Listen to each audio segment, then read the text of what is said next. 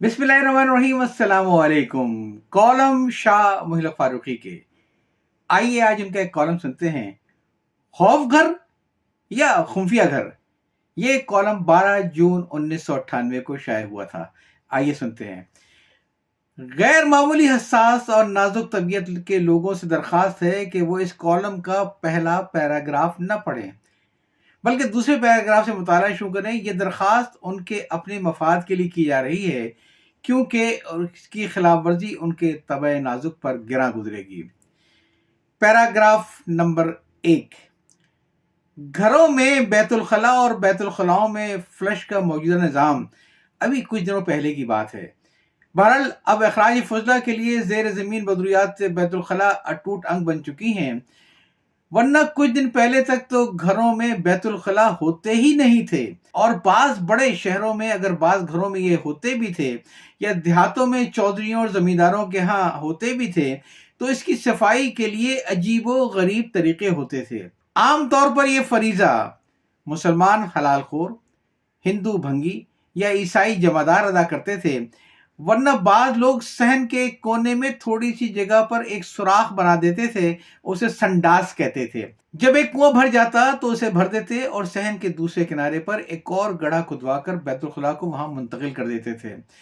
लेकिन अब कुछ दिनों से अक्सर घरों में फ्लश सिस्टम के बैतुल खला का रवाज शुरू हो गया है, तो हालात में सेहतमंद तब्दीली आ गई है। Paragraph number 2।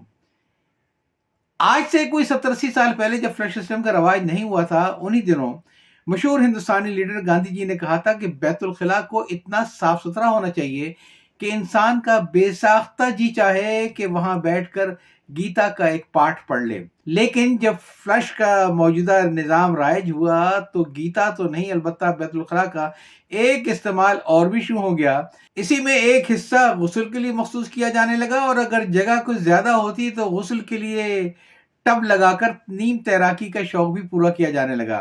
गोया अब बैतुल खला दो अलग अलग कामों के लिए मुश्तरका तौर पर इस्तेमाल होने लगा है। और जब से ये सूरत हाल में तब्दीली आई है तो इस कमरे यानी बाथरूम की तामीर और तज़ीन और आराइश ख्वाबगाह के मेयार पर की जाने लगी है। फर्श और दीवारों पर खूबसूरत टाइल लगाए जाने लगे हैं, बल्कि बाद शौकीन मिजाज हजरात तो तकरीबन चौथाई मुरब्बा इंच की बनी हुई ऐसी गैर मुल्की टाइलें भी उनकी पुष्ट पर के नंबर दर्ज होते हैं उसी हिसाब से लगवाते हैं। तमाम टाइल इस्तेमाल होने के बाद कोई होशरबा बांदाज़े खास मुतमक्कन नजर आने लगती है। बहरहाल ये तो तबाह तबाह का फर्क है। बहुत से लोग अलग सुबह टहल टहल कर अपने अखबार का इंतजार करते रहते हैं और अखबार आते ही गुस्ल खाने में चले जाते हैं, फिर निस्फ ज्यादा अखबार वो गुस्ल खाने से पढ़कर वापस आते हैं। वक्त गुजरने के साथ साथ गुस्ल खाने के और भी बहुत से इस्तेमाल सामने आने लगे हैं। आजकल मुर्तज़ा भुट्टो के कत्ल के इल्जाम में दूसरों के अलावा आसिफ जरदारी के खिलाफ भी मुकदमा जेर समाअत है। इस ज़िम्न में 4 जून को इस्तगासे के एक गवाह की हैसियत से बयान कलमबंद कराते वक्त सुख मजीद ने और बहुत सी बातों के अलावा ये भी कहा कि मुर्तज़ा भुट्टो अपने बहनोई आसिफ जरदारी से इंतहाई नफरत करते थे। उसके इजहार के लिए उन्होंने आसिफ जरदारी की तस्वीर अपने बैतुल खला में आविज़ा कर रखी थी। गवाह ने वो तस्वीर भी अदालत में पेश की। अगर सुबुक मजीद को मुर्तज़ा भुट्टो के गुस्ल खाने के अंदर तक रसाई थी तो ये कोई ताज्जुब की बात न थी।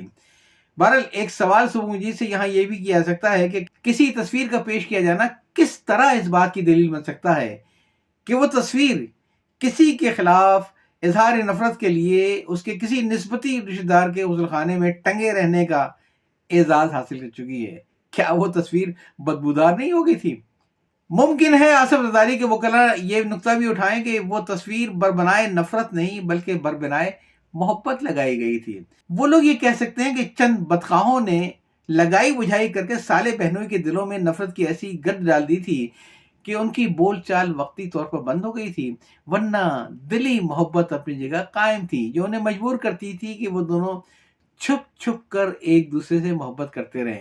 इस खुफिया मोहब्बत के लिए सबसे अच्छा सहारा तस्वीर का ही हो सकता था।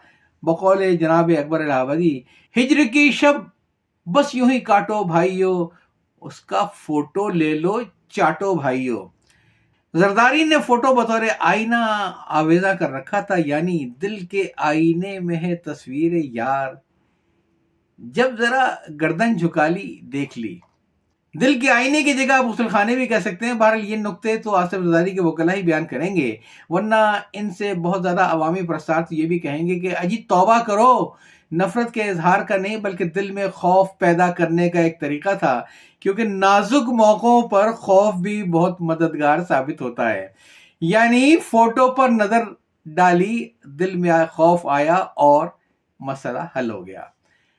خدا جانے کون سی بات صحیح ہے کون سی غلط، لیکن یہ بات تو بہرحال صحیح ہے کہ 5 جون کے روزنامہ امت کے مطابق 18 مئی کو کراچی انٹرمیڈیٹ بورڈ میں ہونے والے ریاضی کے امتحان کی ایک کاپی جو سائنس کالج لیاقت آباد کے مرکز میں جمع کروائی گئی تھی، حیرت انگیز طور پر وہ بورڈ آفس کے باتھ روم کے فلش ٹینک میں پائی گئی۔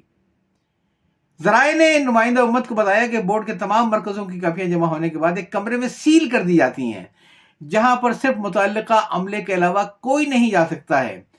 ذرائع کے مطابق یہ عملہ کمرے میں جا کر کاپیاں تبدیل کرتا ہے، کاپیاں چیک ہونے سے قبل ہی اس کو تبدیل کر کے بنڈل دوبارہ سیل کر دیے جاتے ہیں۔ اس طرح عملہ اس کام سے لاکھوں روپے کماتا ہے۔ لیکن سوال یہ ہے کہ تبدیل کرنے کے بعد کسی ایک کاپی کو نظر فلش کرنے کا کیا جواز ہے؟ معلوم ایسا ہوتا ہے کہ غیر ضروری چیزوں کو شراب میں غرق کر دیا جاتا ہے۔ این دفتر بے معنی غرق میں ناب علی۔ اب انہیں شراب کی گرانی کے باعث فلش کی ٹنکی میں ڈبو دیا جاتا ہے۔ ٹھیک ہے، ریاضی کی کاپی کی وقت اس سے زیادہ اور کیا ہو سکتی ہے؟ عملے کا تو جو چاہتا ہے بے حساب چاہتا ہے، گن گن کے کمانے میں کیا لطف آتا ہے۔ تو کالم آپ سن رہے تھے خوف گھر یا خفیہ گھر، جسے تحریر کیا شاہ ملک فاروقی صاحب نے، اور یہ 12 جون 1998 کو جائے ہوا۔ اجازت چاہتا ہوں، اللہ حافظ۔